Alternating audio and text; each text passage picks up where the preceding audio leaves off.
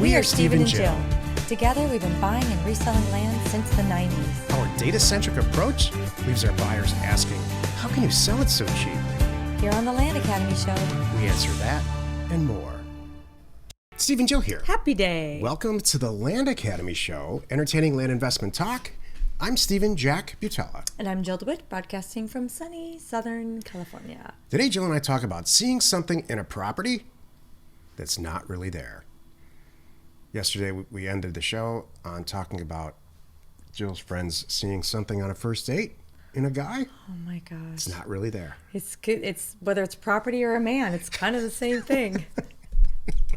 Seriously, it's really kind of the same thing. So I'll tell here's my oh my gosh, I had this job a couple years ago, right when I met you, and I don't know how it happened, but I became the love counselor. You know what I think why? Because I was having a very good beginning of a solid relationship with you, Steven. So it started with 2 girls, and then it was 4 girls, and it was like every Monday morning, these girls would be gathered around my desk, sitting on my desk, gathered around in my office with their coffee, pouring over the details of what went on with you and I over the weekend.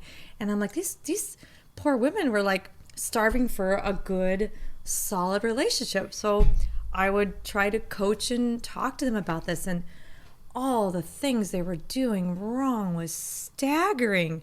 You know, I mean, girls that would let guys move in after a month, and then they wonder, and then there's money missing. I'm like, are you flipping kidding me? And they're still trying to make it work. I'm like, how does that make sense? And what happened, you know, usually how it was is that they would have one good date, and they would say, this is it. I met the man of my dreams. I know it. I can feel it. I sense it. This is it. It's the guy. And so then date 2, well, then, you know, things that would normally should, you know, send up a little bit of red flag, didn't even see it. And the date 3, day 4, they started ignoring all the red flags. That's what happened. This is a show about real estate, by the way. And we will get, because that's what happens with these deals. It's true. That's what I'm saying. It's the same thing. So I'll tie it together. But and then they're in too deep, and this happens in real estate too. It's too late. Then it's too late. You made all the mistakes. It's real easy to get them to move in. Yeah. It's real hard to get them to move out. That's right. I don't know that from experience. I read it in a book one time. Yeah.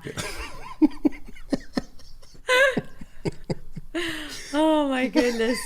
That's funny. Before we get into it, though, let's take a question posted by one of our members on the landinvestors.com online community. It's free. It's good. It's like, call it. No, I do want to. We'll get into it. Okay. We'll just make it a real estate thing, too. Okay, good. Everybody can identify with what you're talking about on both sides. Yep. Do men do that? Men don't. You don't go into it going... You know, it's funny listening to you say this stuff, because what men... It cracks me up to hear women talk about men, because all men walk around this planet constantly getting rejected by women. Interesting. Whether you're like in a 22 years in a marriage, or whether you're 2 weeks into it, there's this constant sense of, and generally has never happened with you actually, but this is like the real world out there. They're just like, well, she's upset again today. I didn't do that right. The restaurant I chose was not good, even though she told me to choose a restaurant. How am I going to let her down tomorrow? Even though she told me to choose a restaurant, it's clear that this isn't working for her, this restaurant. Okay. And just a myriad of details like that cause. So then it's funny to hear you talk about, like, women sit around and say, oh, the guy's great, he did this, even though he's a total loser. Because that's not how men walk around. Oh, no, it really, maybe, I don't know. Men walk around like, this one's unpleasable too. Oh, seriously. Well, you know what? I got to say sometimes, not to pick on, this is not a counseling show. It's not. It is now. I know. I think you manifest it. If you walk around like that, it's like walking around saying the sky's falling. Well, then it is going to fall. See? It's my fault. See what she said? I'm doing it. Well, if you're trying, it's gonna happen. Okay, that's not fair. It's if you walk around poking somebody and you expect, if you poke a lion and you don't think that lion's gonna bite you, that's not fair. Every single commercial that you see for during Christmas and stuff for engagement rings, because that's the season, Yeah. is all like a guy hands a woman a ring or does whatever, and there's this look of excitement and glee and just total encompassed happiness And tears. and reaction from the female. And that's why I'm convinced half the guys, like, she's so unhappy that the only way I'm going to make her happy is to give her this diamond ring. Oh. That's a huge, not that I know this from experience. I've only read about it in a book. A lot of decisions, I think, on the part of men are like, she's so unhappy. I got to get her cheered up somehow. Let's give her a wedding ring. Well, now let's back up. Jewelry is great. That does cheer everybody up. However, It's you tough to- shouldn't be doing it for that reason. You should be doing it because you want to. If you're in those marriage years, those in your whatever it ends up being for your world, in your 20s or 30s, like early 30s, have you ever received a piece of jewelry in your late 20s, Jill, from a guy that you're not married to, that you kind of want to get married to, or you're thinking about it anyway, and it's just a massive disappointment? Wait, say this again? Yeah, let's say I'm 32 years old, Okay. you're 30. Okay.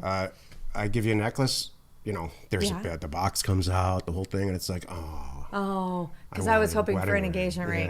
Yeah. Oh, this ties into the girls scene. Something It's that's just- not this is- there.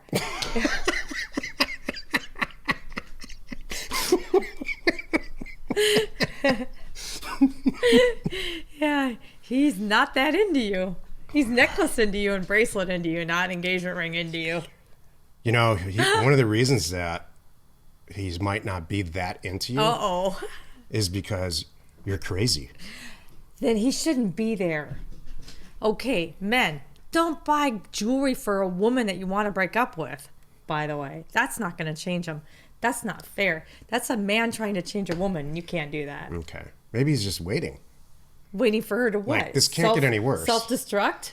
This can't get any worse, so maybe this piece of jewelry will just make it better for like 20 minutes. Oh. I'm just asking Yeah, for like 'cause- 20 minutes. Well, no, you want more than 20 minutes. Hopefully you want 20 years. Men and women 2 are years. so different on this topic that, I mean, this is clearly the best relationship I've ever had, Me ever, too. and ever could hope for. Me too. And I'm still confused most of the time. Me too.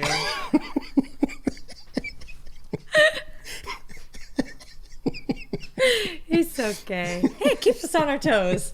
All right, back to the question.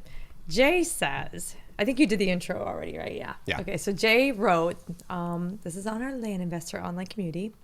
Hello, I've been listening to Steven Jill's podcast nonstop since discovering Land Academy. My condolences. I noticed that in the past couple of weeks, Steve and Jill have been talking about acquiring as much land as possible in the current economic downturn. I haven't heard much comment on how well sales are going. I assume that they know their purchases will eventually sell, so they're not concerned with how fast. However, being new to this and being concerned with cash flow issues, I'm wondering how long I should expect to sit on a properly priced new land acquisition, like 1 to 10 acres. I know this varies by location and a huge host of other factors, but in general, for those who have favorite counties in which they have been buying and selling prior to the downturn, how much of an increase or decrease in buying are you doing? And how much of an increase or decrease in sales frequency are you seeing in your counties compared to pre-downturn? Thank you. And then Stephen very sweetly put in one of the answers, one of the responses from one of the people in the community. Lori wrote, there's probably several in there by now. There's 20. That's what I thought. A lot of people have a lot to say about this topic, Good. including Joe. Yes. Lori wrote, hi, I've been seeing a huge increase in willing sellers and property, and in so-so places has sold in hours rather than weeks. But you're right, it depends on many factors, including location, land size, characteristics, marketing, etc. Because of this, there's no way to answer your question about how long you should expect to hold a property. But use the local experts to get some intel. A realtor in your target area can tell you if your sales are slow and whether they're being swamped by new listings. both bad signs. Make a few calls to the places you're thinking of mailing. It'd be well worth the time. Best, Lori. That was a great little tip. May I? Yes. Jill and I just bought a 12-acre property on a state road, a paved state road with houses all around it for $5,000. The retail value before the virus was 120-ish, 120,000. We're going to sell it for probably 60, maybe 70. Now, you tell me, listener, if that was a good deal and how long it might sell. It's just common sense. All this is common sense. If you're going to buy property that's way out in the rural area and for a very small amount of money, and it's also surrounded by other for sale properties, it's going to take you pretty long to sell it. All this is common sense, common entrepreneurial sense. What the show is that second property I just mentioned. You start to see something in that deal that's not there because you want to get into the business so bad. Let's jump into the show. Today's topic, seeing something that's not there in a real estate deal or a husband. This is the meat of the show. I can help you undo the real estate deal. I cannot help you undo the marriage. Hopefully it doesn't. Hopefully neither one of those things get to the point where you have to undo them. Okay.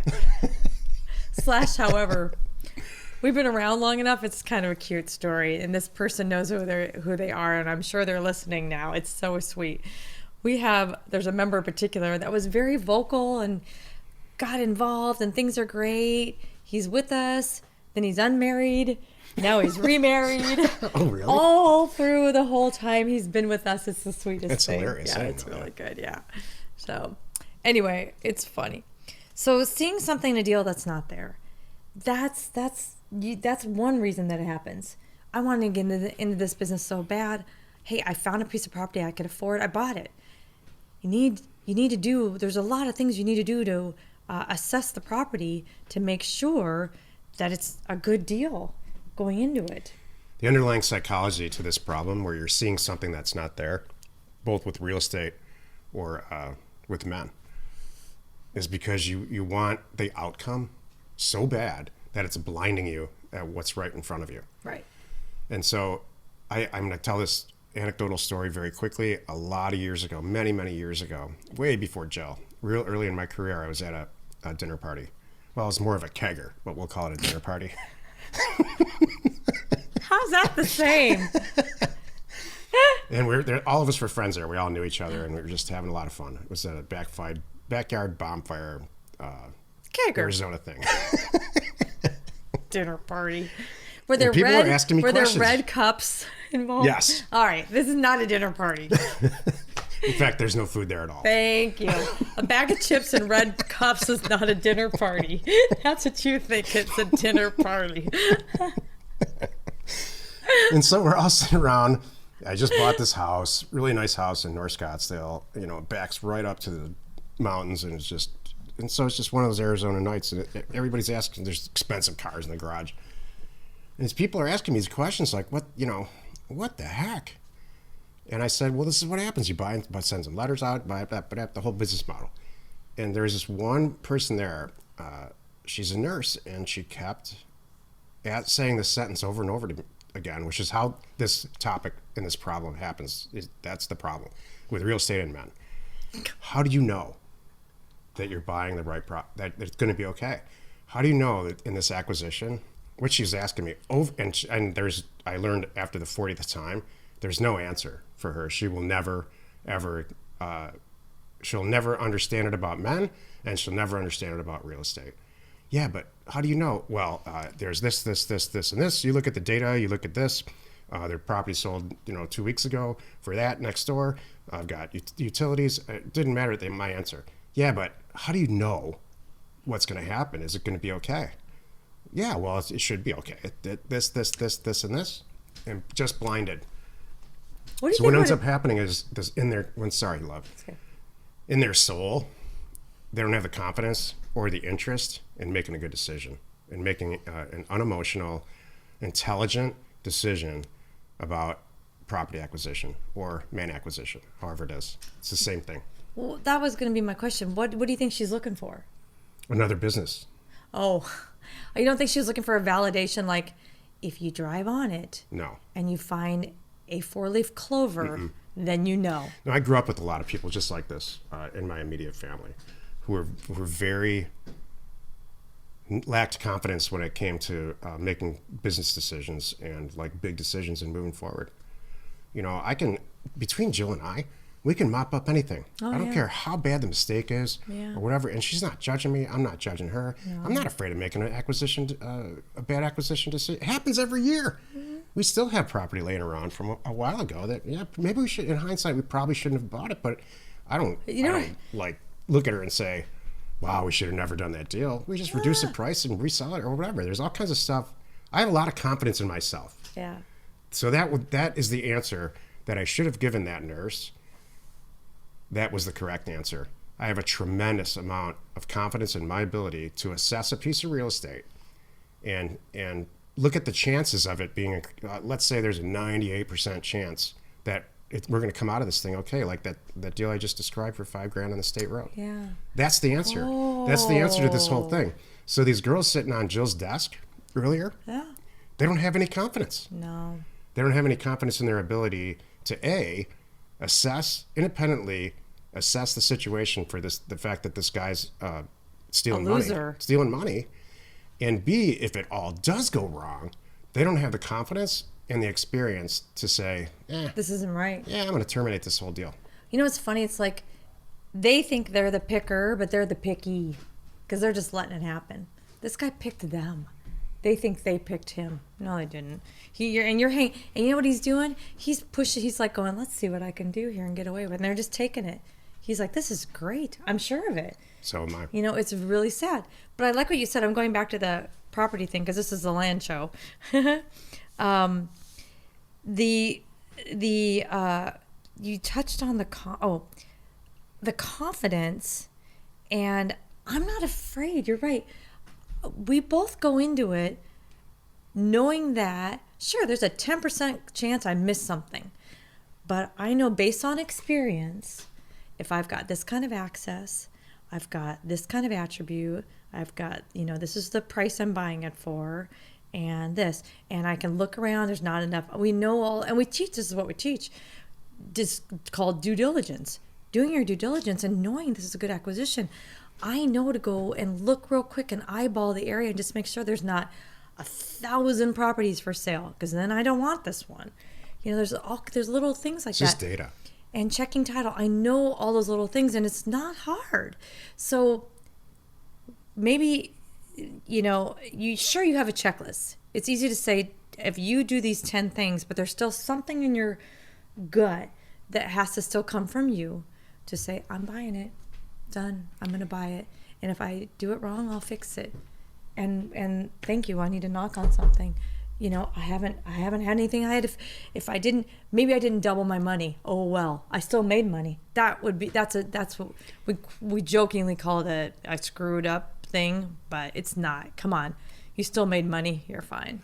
At the very end, right before you say yes to an acquisition, the sentence that runs through my head, and it's probably subconscious, it's not even conscious, is, how can I lose on this thing? Mm-hmm. You tell me on that deal that I just described on the state road for $5,000, how can I lose on it? Right. I mean, and barring the fact that there's some kind of, Native American burial ground under there, or like there used to be a gas station there, you know what? I checked both of those things. That isn't the situation. Right. And so what? Let's say it all explodes. I lost $5,000. Right. So what? Exactly. That's why we do 1 million deals and not one. This is true. That's those other 20 that I just did this month. They make up for it. Move on. And here's my final point. The reason that we're in relationships, to tie this all together, in a good relationship, not a bad one, is if I do make a mistake like that, or Jill makes a mistake like that, at least we did it together. And we're going to laugh about it. She's not going to yell at me. I'm not going to yell at her. I'm not going to say you suck at this, and vice versa. That we've all been in relationships like that. That's the problem. And you know why that happens? Because it was one of those girls sitting on Jill's desk. Because they didn't see what was right in front of them for some reason. And it's the same thing with real estate deals. And we do it every Thursday. Jill and I do the land webinar, where people ask us, would you do this deal? And half the properties that we review, I'm sitting there saying there's just no way I would do this deal. A lot of them for just no price at all. And why? Because there's so much property for sale. Mm-hmm. If that property I described, that acreage on the state road, there's 42 properties right there, all for sale, and we're all competing with each other, I wouldn't have purchased it. Not even for $5,000. Exactly. Happy you could join us today. Every Monday, Wednesday, and Friday, we are right here on the Land Academy Show. Tuesdays and Thursdays, you can find us on the House Academy Show. Tomorrow, the episode on the House Academy Show is called Pricing 101, Take No Prisoners. You are not alone in your real estate ambition. Give me a little insight to tomorrow's show, please. Yeah, so Pricing 101, especially now, this is very viral specific. There's a couple of people that have surfaced recently who I've helped on pricing. Let me summarize it like this. When you go to price a mailer and you're in the real estate acquisition business like we are, it's not a public service. You know, I don't do the mailer and then look at the data and then price the mailer. And then say a sentence like this to myself, well, God, I hope this doesn't offend anybody. I'm a real estate owner too. And I want to make sure that they can maximize the value that they get out of this. I want to be a good Samaritan about this. No, that's the end of your career right there. Okay, let's leave it on that because that's funny. That's really, really good. Okay. The Land Academy Show remains commercial free for you, our loyal listener. So wherever you're watching or wherever you are listening, please subscribe and rate us there. We are Steven Jill. Information and inspiration to buy undervalued property.